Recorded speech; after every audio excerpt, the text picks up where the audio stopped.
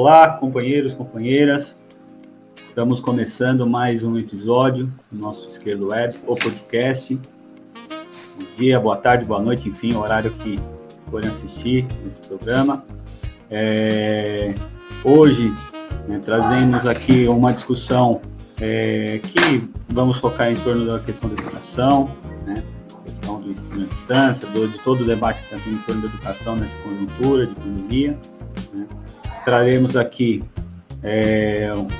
um companheiro que já participou do nosso podcast, o companheiro Severino Félix, que virá aqui mais uma vez trazendo importantes contribuições. Ele que é professor da rede pública estadual, militante do coletivo Professores em Movimento, Socialismo Barbárie, Feminista do Sol, e enfim, traremos ele aqui para estar fazendo sua contribuição à discussão. E também trazemos hoje um convidado especial, que é o Bruno Monfort, o companheiro que é filiado ao PSOL, no município de Santo André, professor também, professor de Sociologia, e também da rede pública estadual, também atua na POESP, no Sindicato dos Professores do Estado de São Paulo, Então, também faz parte de um coletivo Proposta pela Educação, Então, bem-vindos, companheiros. Vamos dar início ao nosso debate. Antes de avançar para a educação, para as questões da educação, queria fazer uma breve apresentação da conjuntura e passar a bola para vocês, porque nessa semana nós tivemos mais um caso, só que não qualquer caso, mais um caso que escancarou o caráter das instituições racistas. Nos Estados Unidos foi assassinado um trabalhador negro, o George Floyd, assassinado brutalmente por policiais. Houve um desdobramento gigantesco em manifestações, tanto em Minneapolis, a cidade onde aconteceu o assassinato, como em outras cidades.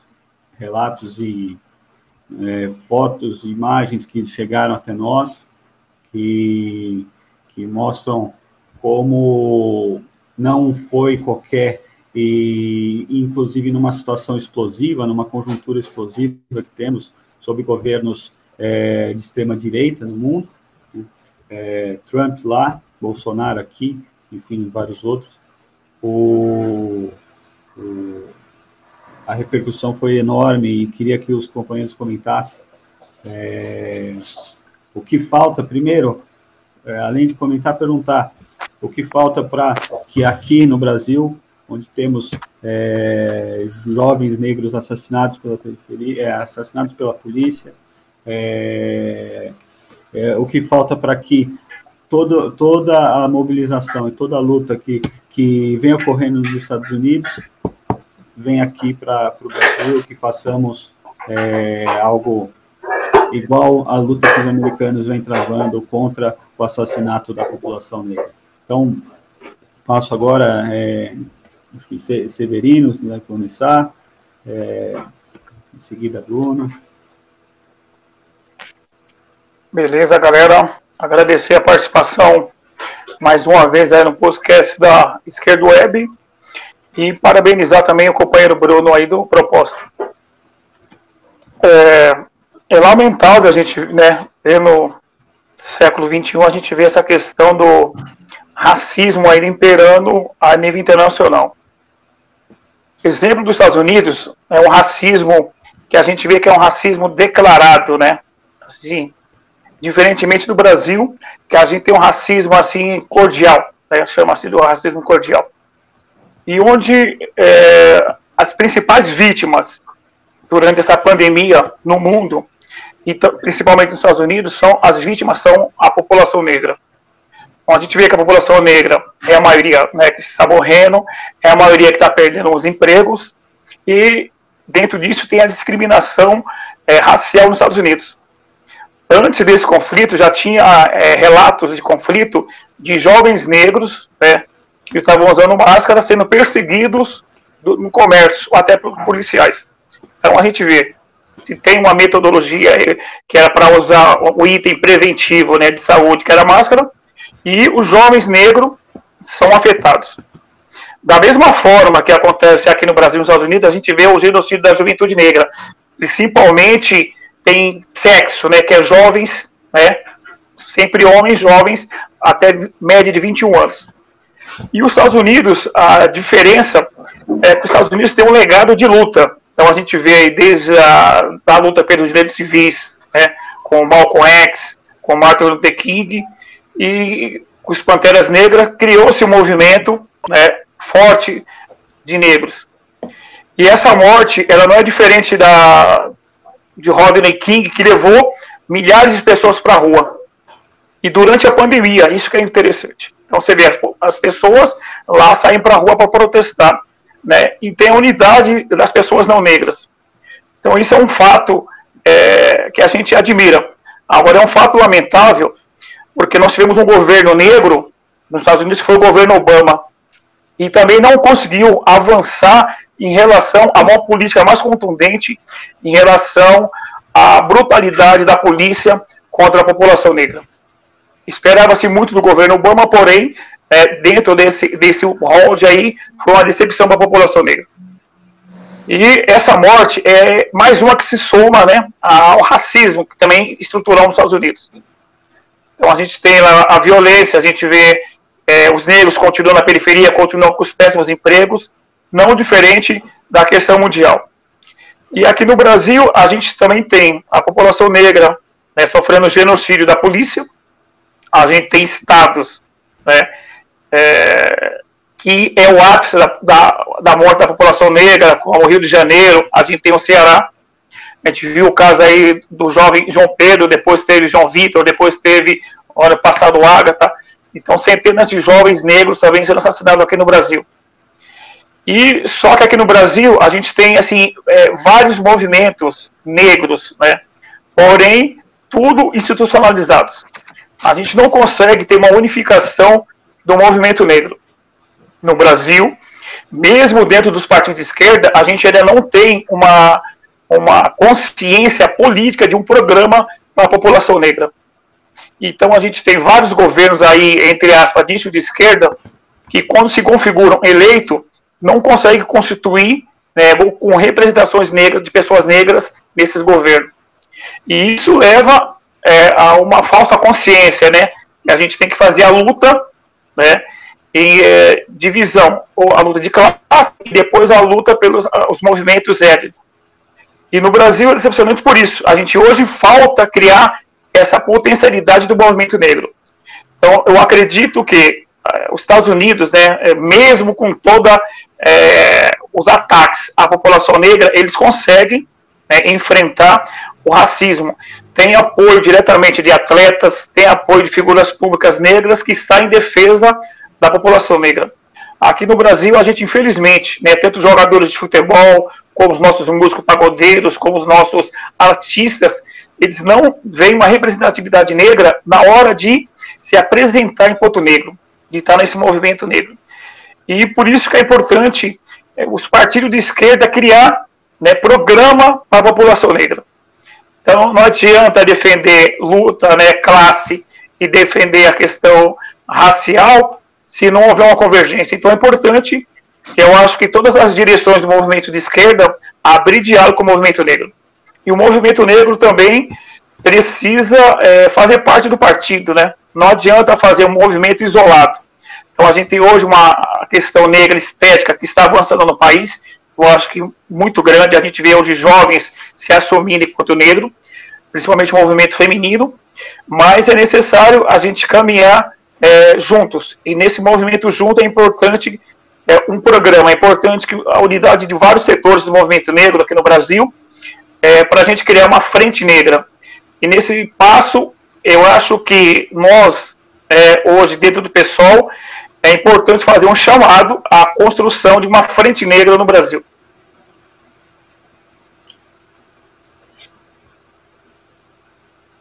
bem, Severino. Companheiro Bruno, sobre essa questão, o que poderia contribuir, trazer um balanço, alguma análise? Opa! Primeiramente aí, saudar aí a todas e todos, né, que estão assistindo, cumprimentar aí o Severino, nosso camarada aí em termos de APOESP, né, na luta das oposições aí, agradecer o espaço aí ao SOB, né, ao convite também, e só para comentar um pouco, alguns outros aspectos aí, concordo muito com o que o Severino colocou, né, trouxe aspectos importantes aí.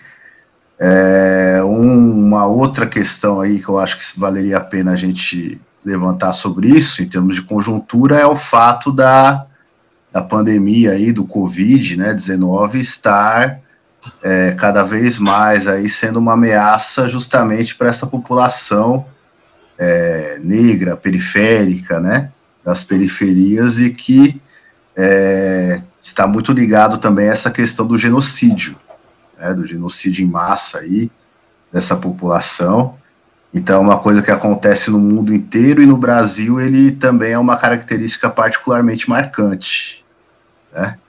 Sobre essa situação dos Estados Unidos, né, desse brutal assassinato aí, do George Floyd e tudo mais, né, e das manifestações que isso gerou, me parece assim, que é uma tendência, né, isso daí é uma expressão, na verdade, mais uma expressão de várias, né, que tem no Brasil, tem nos Estados Unidos, tem no mundo inteiro, do agravamento do autoritarismo, né, e da opressão dentro desse capitalismo que nós estamos vivendo, em crise, né, em crise cada vez mais estrutural. Então, tudo se combina, né, todas as medidas, né, todas as características mais anticivilizatórias, digamos assim, do capitalismo, da sociedade, tem se combinado cada vez mais e se agravado com essa crise do capitalismo, né, com essa crise estrutural desde a década de 70,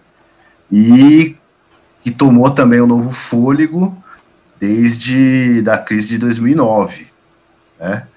Então, retirada de direitos, precarização do trabalho, terceirização, o fato hoje da maioria da população trabalhadora estar numa condição de precariado, né, como se diz, uma situação de precariedade praticamente informal, né.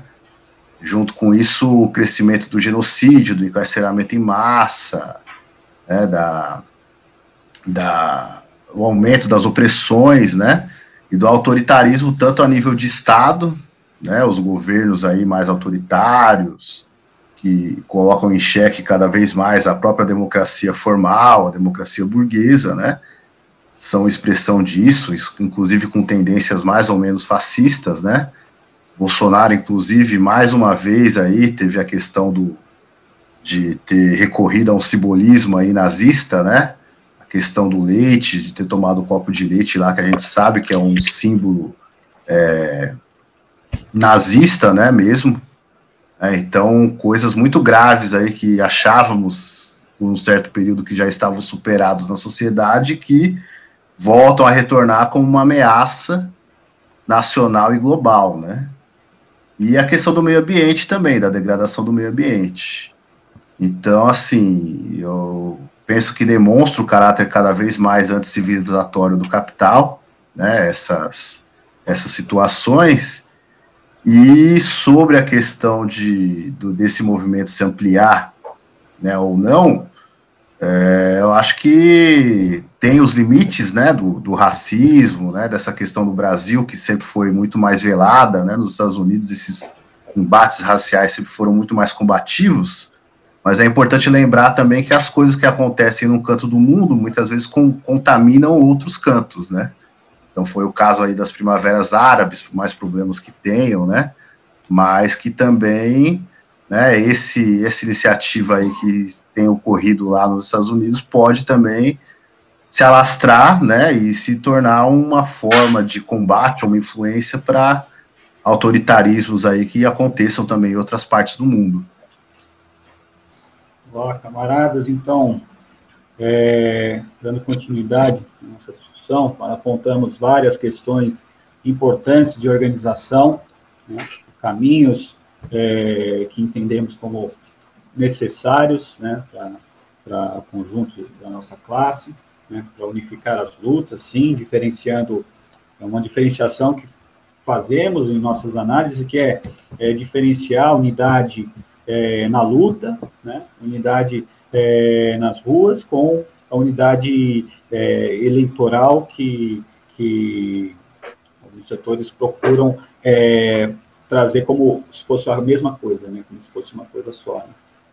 Enfim, agora, passando para o nosso tema central da educação, né, agora não sou professor, mas acompanho e queria agora vou mais perguntar para os companheiros do que dar muitos pitacos, né? Vou mais passar a bola, né, para os companheiros sobre a questão do EAD, primeiro, né, sobre como tem sido o EAD na realidade do ensino público, né?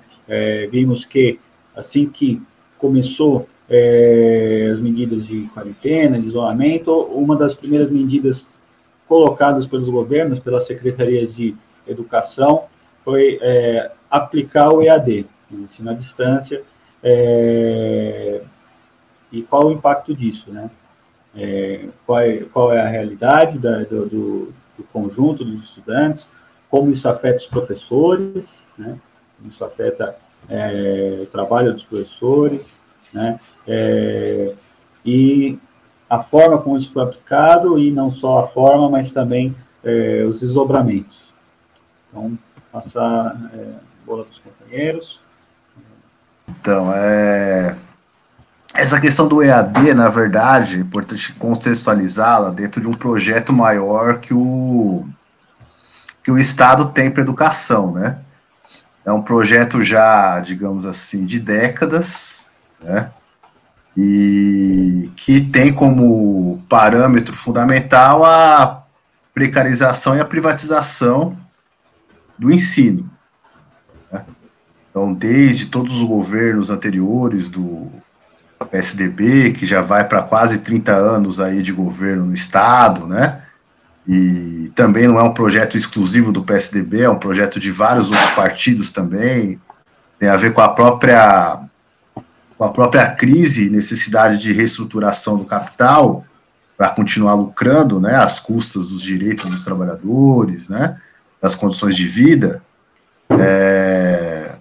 Então, é um projeto que ele já existe há bastante tempo, tem conseguido avançar com limites, né, às vezes ele avança mais, às vezes ele avança menos, só que ele nunca se perdeu de vista, né, e, assim, parcerias público-privadas, interferência de empresa nas escolas, né, projetos como o CIS, MMR, que são baseados em índices e formas de gestão empresariais, né, a própria questão do categoria O, que é um professor temporário na rede.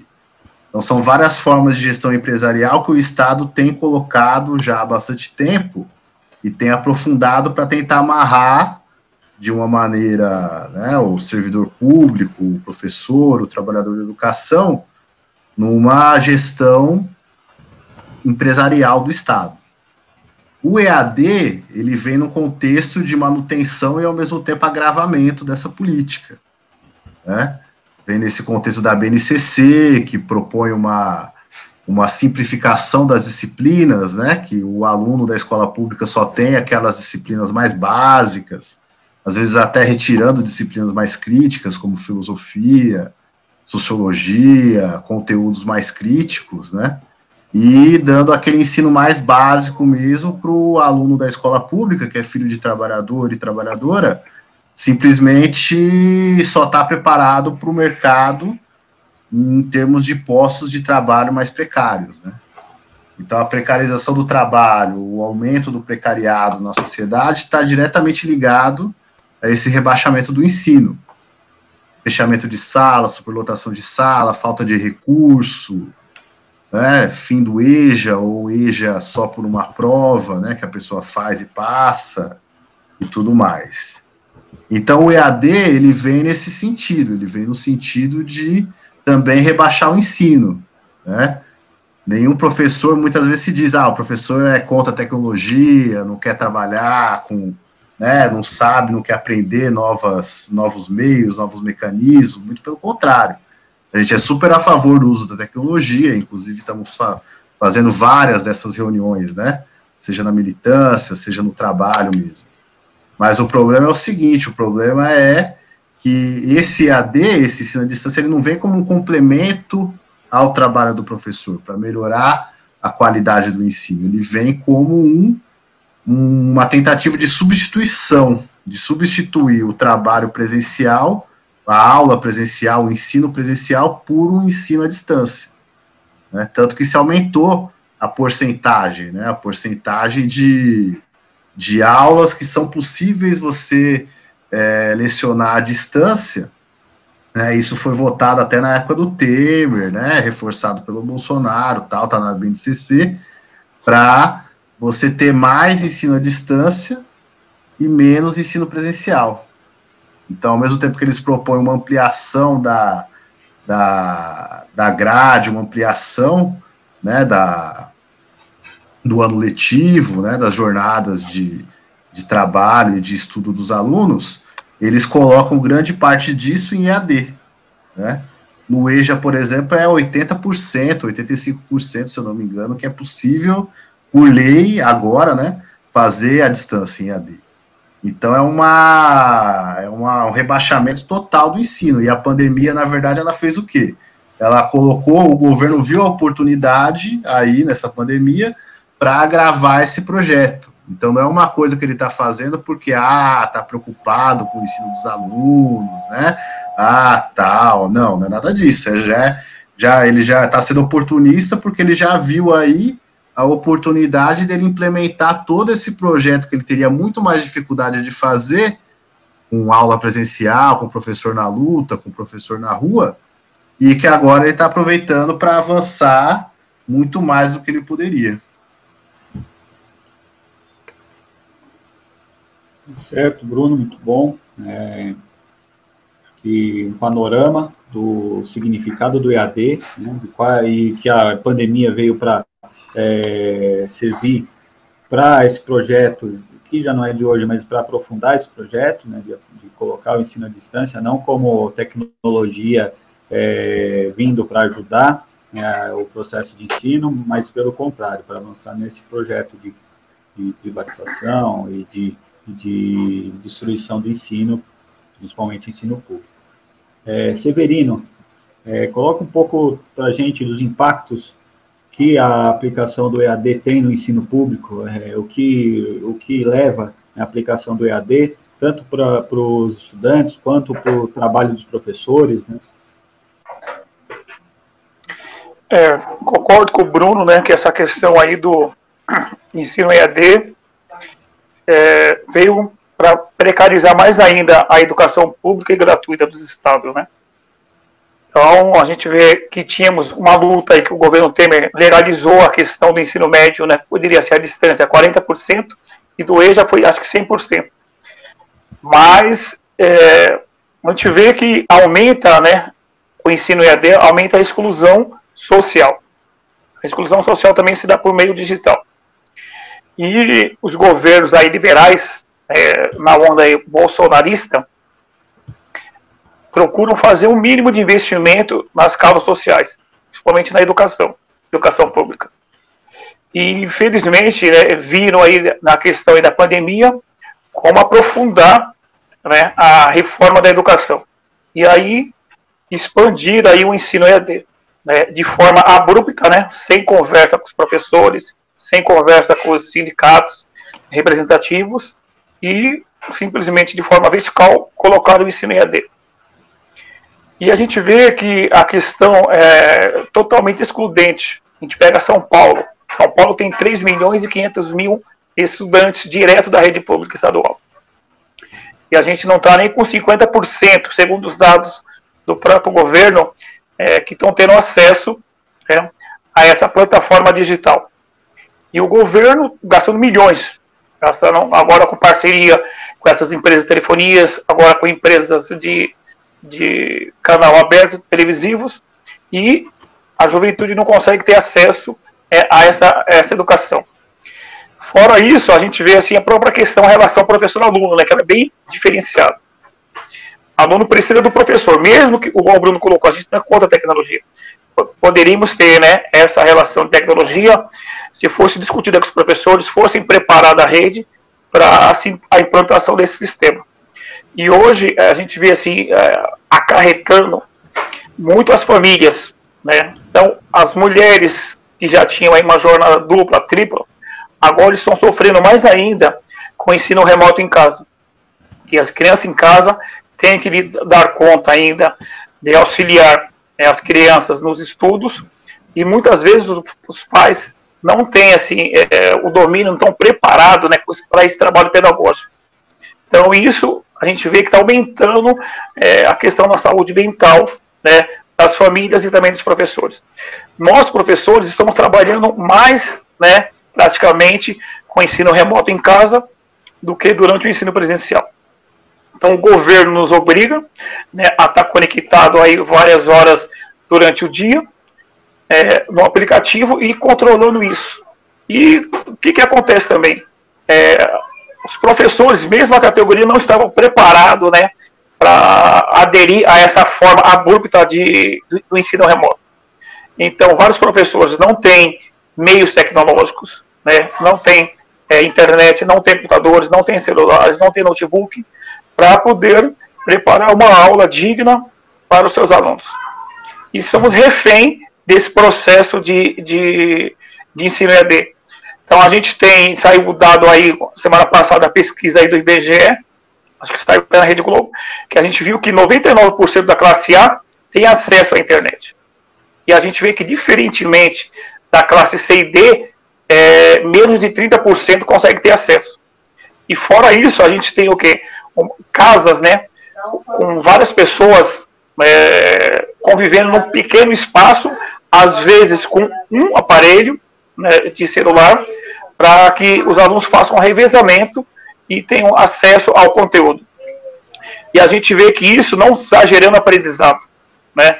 Pelo contrário, está gerando ansiedade, tanto nos alunos como nos professores. E isso dificulta muito a nossa relação. E, infelizmente, nós precisaríamos ter uma reação mais contundente por parte, né, das nossas direções sindicais, e o que não houve.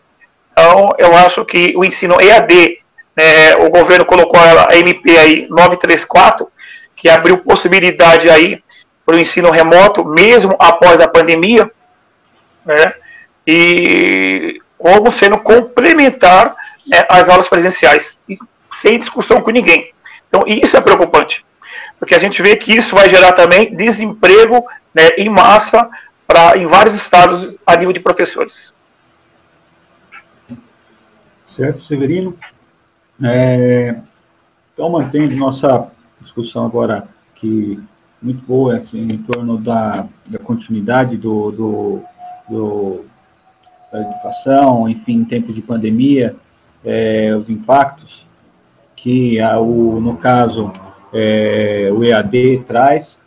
Nós também tivemos uma vitória, né, contra o negacionismo, que foi o adiamento do Enem, né? Acho que essa vitória foi colocada depois de mobilização, de pressão social, né? E nos coloca a necessidade de como fazer diferente, como atuar politicamente, diferente do que os governos vêm fazendo, de colocar o EAD como de cima para baixo, né, a partir da Secretaria de Ensino e sem levar mínima consideração sobre as condições da esmagadora maioria dos estudantes da rede pública, né? Afinal, o exemplo do negacionismo do governo voltado para a elite foi aquela propaganda veiculada pelo governo do Enem, né? A propaganda lotada de jovens que não, de longe, não são a realidade, né? Completamente descolados da realidade da esmagadora maioria, falando, se virem, deem o seu jeito, vamos manter a normalidade como se nada estivesse acontecendo, né? Então, acho que esse foi o momento que escancarou mais do que nunca, né? Diante do adiamento do Enem, quais são as perspectivas, o que os sindicatos têm apresentado, né? O que as organizações vocês têm defendido enquanto militantes, né? O adiamento do Enem, ok, foi feito, mas e como atuar agora, né? Quais são as indicações principais no movimento sindical, entre professores, enfim. Queria que vocês trouxessem um pouco desse panorama.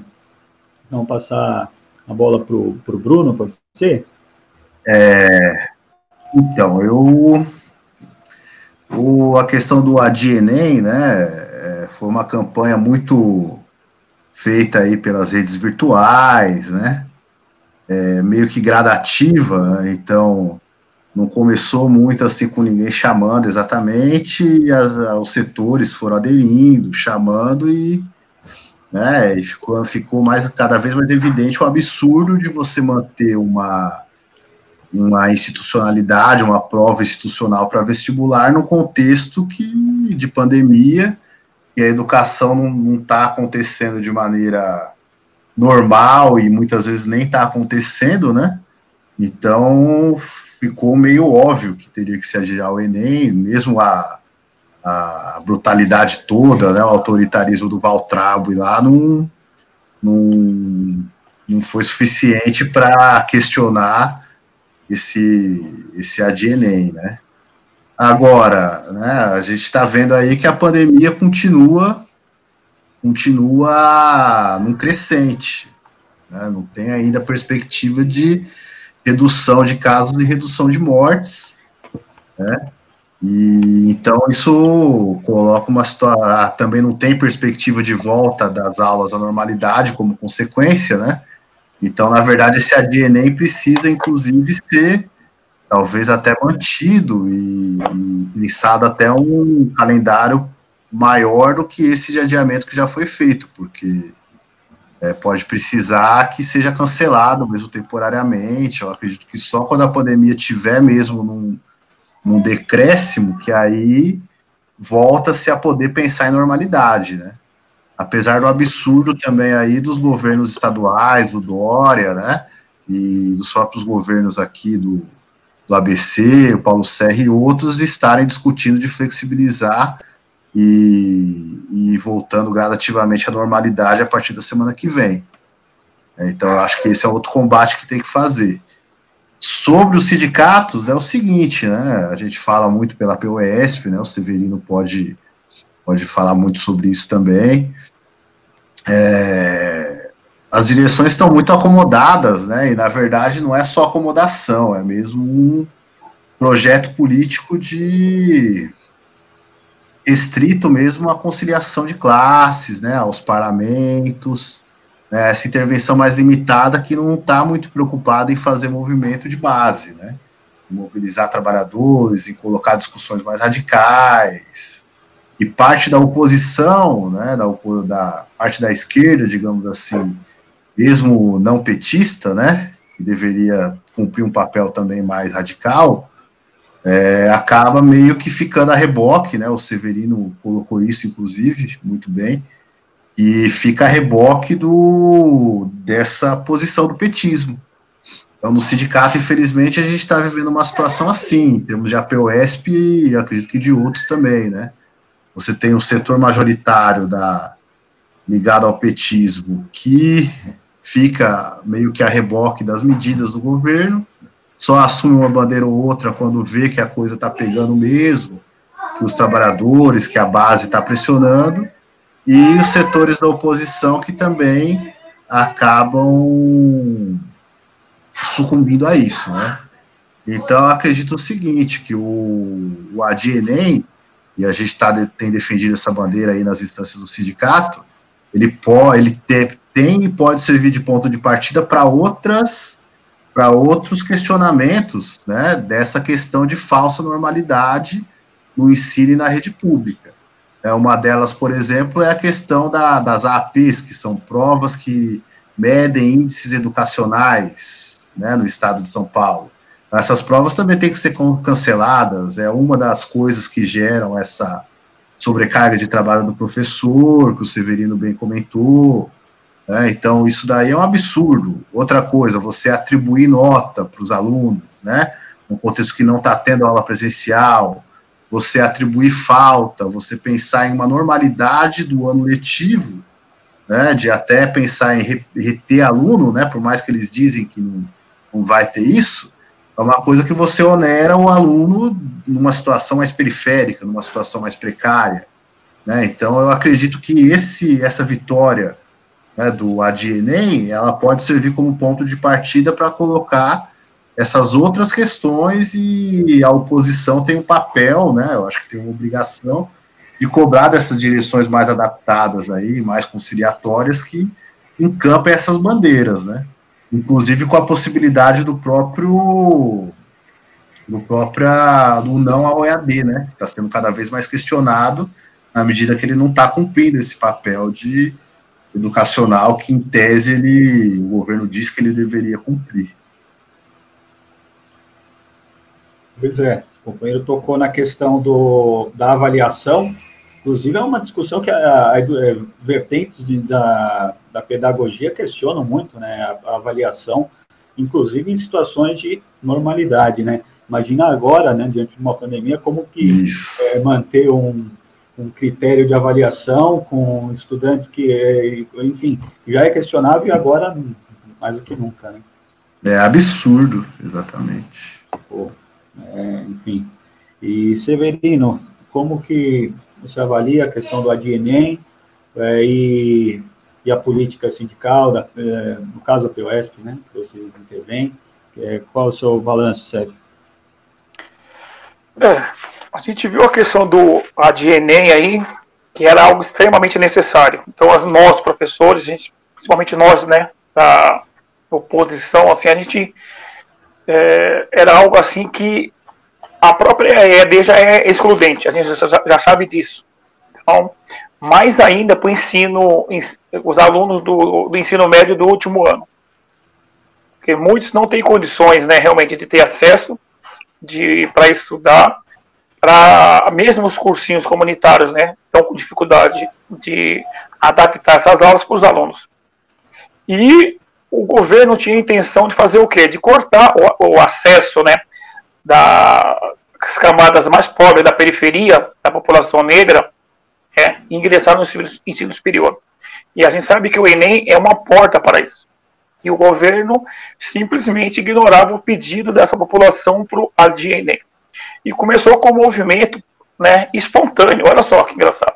Então, não foram diretamente, né, entidades que começou a campanha. Depois que veio a UNE, que veio o UB se somando a esses setores. E aí, mas os próprios alunos se organizaram para a campanha, como foi o Bruno colocou, campanha tímida, e conseguiu fazer com que o ministro da Educação, esse doido, né, o Waltraub aí, voltasse, né, recuasse e adiasse o Enem aí por 30 a 60 dias, com possibilidade de 90 dias. Então é necessário que ele seja adiado enquanto houver o período de pandemia. Então a gente tem que defender isso. O ADNEM, né, não tem Enem, enquanto durar o período de pandemia. E pós-pandemia é necessário criar, a gente rediscutir um calendário complementar de aulas de estudo.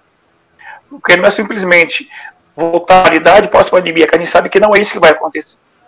Então, a possibilidade de aumentar a carga horária onde for possível, né, negociar com os professores, negociar com os pais, negociar com os alunos, essa reposição de aulas perdidas. Então, há diálogos, né, nos setores de esquerda da extensão do calendário 2020 e 2021. Aqui em São Paulo, infelizmente, a gente está com esse problema de, né, não chegou ainda num consenso para dialogar. porque os governos estão contando as 800 horas mínimas aí como horas letivas, e isso prejudica, né, a gente sabe que é a questão de preparação dos alunos aí para disputar o Enem. A gente tem um problema muito grande na direção sindical. A gente sabe que temos uma direção aí adaptada, né, que é a presidente Bebel, que já está aí há vários anos aí no sindicato, e que não tem, assim, política, consegue se contrapor ao governo Dória. É um governo, né, mais duro ao Bolsonaro, a gente sabe disso. Nos últimos anos, a gente tinha a possibilidade de fazer as nossas reuniões de RE com ponta Bonato, né? O Dória cortou isso. Então, o Dória está endurecendo a luta sindical, né? No mesmo molde do Bolsonaro, perseguindo os servidores públicos. E o nosso sindicato, às vezes, fica refém disso. Então, é necessário a gente realmente criar uma alternativa a essa direção petista, né, cutista, que está instalada há vários anos no sindicato. A gente está num período aí de pandemia, a questão aí do ensino EAD no país, a gente fazemos parte do maior sindicato do país, né, que é a PEUESP. E simplesmente não houve proposta de se criar uma conferência de especialistas em educação para discutir, para se contrapor ao projeto do governo EAD, para se contrapor, né, a questão aí do calendário escolar. Então, é um governo que simplesmente está cumprindo tabela. Então, a gente teve a questão aqui que foi, né, durante esse período de pandemia, foi adiado as eleições e ainda a presidente se perpetua, né, no comando. Então, era necessário que o sindicato da PEUESP chamasse especialistas, chamasse um grupo de professores para discutir alternativas, e não é isso que faz.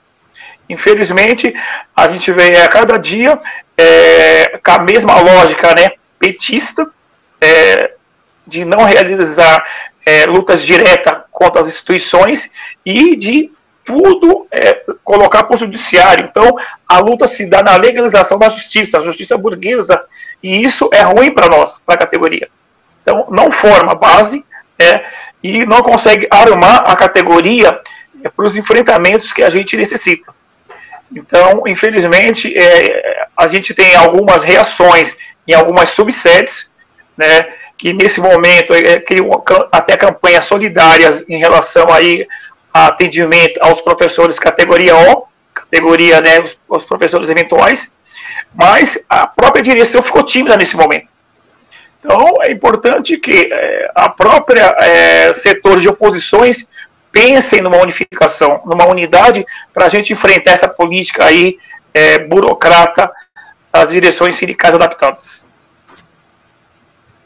Muito bem, camaradas. Acho que fizemos uma boa discussão até aqui, importante balanço dos dois companheiros. Temos certo que a normalidade ou a volta à normalidade é algo que não temos como traçar hoje, né? Algo que hoje não está colocado, né?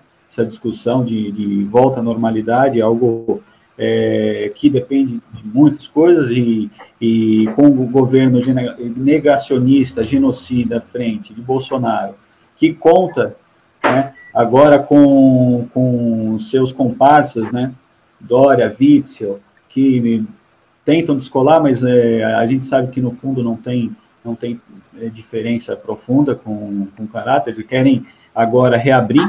Essa semana vimos isso, da reabertura que esses governos estaduais vêm fazendo em vários estados, não só em São Paulo, né?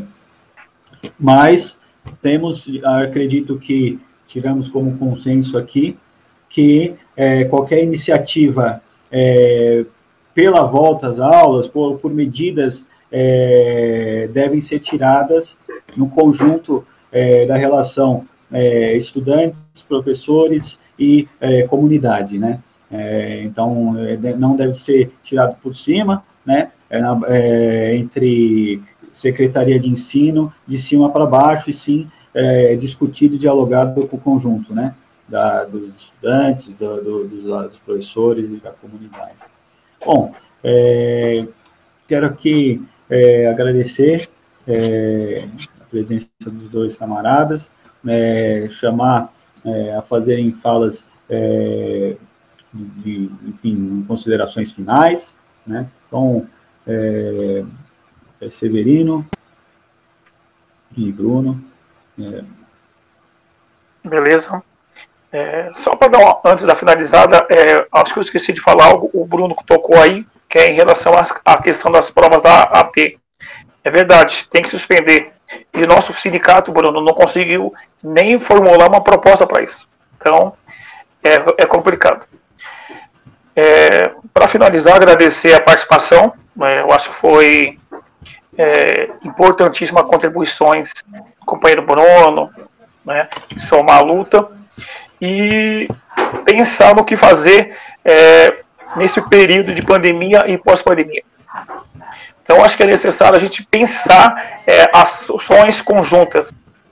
O sindicato da POSP não está respondendo isso. Nós sabemos que mesmo nesse período de pandemia, as oposições estão se articulando. Então, é necessário nós criarmos um programa, até um programa emergencial, para lançar os professores, conseguir dialogar com a categoria nesse momento de isolamento. Nós temos praticamente aí uma exclusão muito grande de alunos nesse período de ensino EAD. E na retomada do ensino, o governo fala muito, não vai ficar nenhum aluno para trás. Os alunos já estão ficando para trás. Então, qual que é a proposta que a gente tem que ter? Então, nós temos um adoecimento mental de vários professores, com excesso de trabalho, com ansiedade, alunos, pais de alunos. E fora isso, a gente tem toda a violência doméstica que está acontecendo nesse período de pandemia. Enquanto professores, a gente tem que pensar numa proposta pedagógica de superações. Então, eu espero que nós, ao votarmos da pandemia, a oposição tenha um projeto de unidade para enfrentar essa direção burocrática, para enfrentar o governo também fascista, que é o João Dória, e também, ao mesmo tempo, o governo Bolsonaro. Então, para isso é necessário pensar sempre na unidade. Eu acho que mesmo vários setores aí do movimento sindical, nós aqui somos duas representações disso, Bruno Proposta, eu do Professores de Movimento, mas a gente tem a mesma visão, que é uma educação pública gratuita para aquelas trabalhadoras.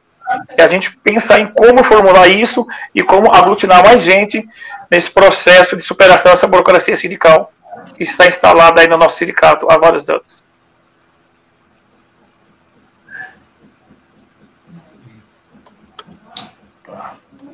Bruno, considerações, camarada?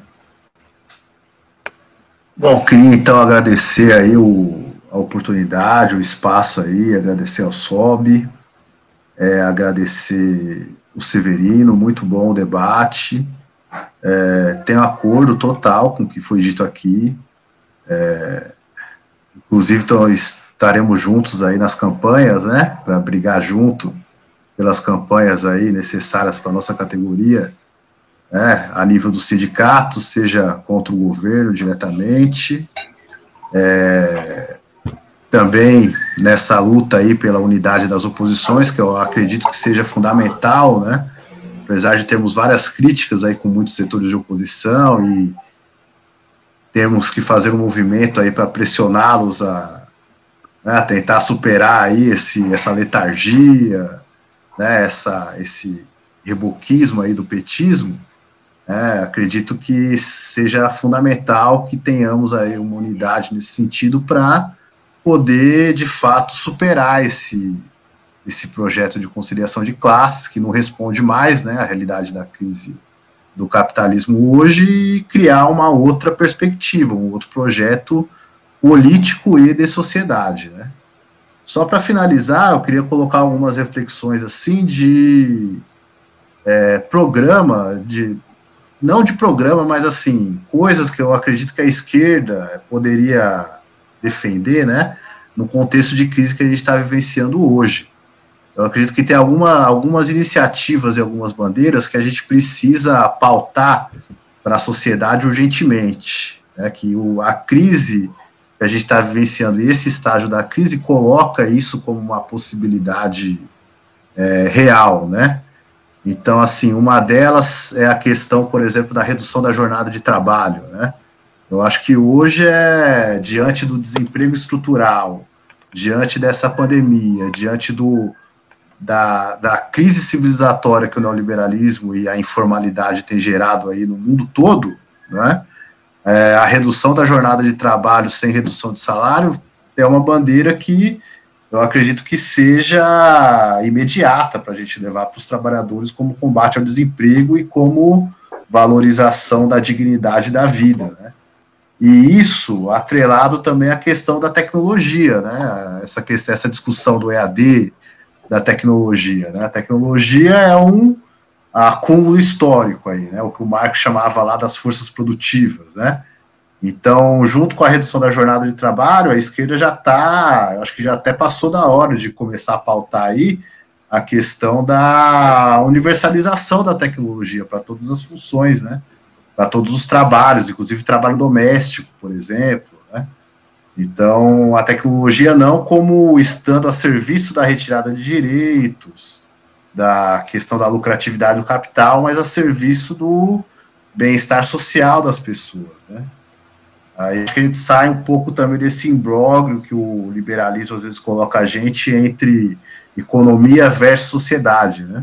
Se a gente usa a tecnologia para serviço social, para o bem social, a gente rompe, né, essa dicotomia. E aí você passa a poder promover uma economia a serviço da sociedade, não a serviço da lucratividade, né?